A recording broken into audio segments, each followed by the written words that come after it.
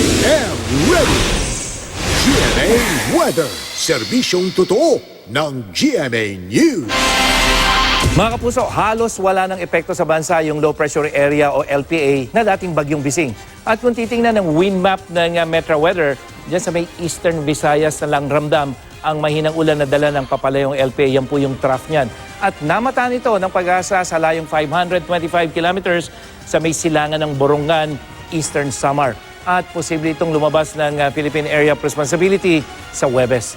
Apektado naman ang pag-ulan na dala ng hanging amihan ang ilang bahagi ng Luzon at Visayas at pinatataas din ito ang alon sa mga baybayin naman ng Ilocos Norte, dyan sa buong Cagayan Valley, probinsya ng Aurora at Quezon at dyan sa Bicol Region. Kaya huwag munang pumalaot dyan ang mga maliliit na sasakyang pandagat. Sa datos ng Metro Weather, may mahihinang ulan sa Cagayan Valley at sa probinsya ng Palawan sa maghapon, habang maayos naman ang panahon sa nalalabing bahagi ng Luzon. Sa Metro Manila, magiging maulap mga kapuso pero mababa ang tsansa ng ulan bukas at ang ating init factor posibleng umabot ng 37 degrees Celsius.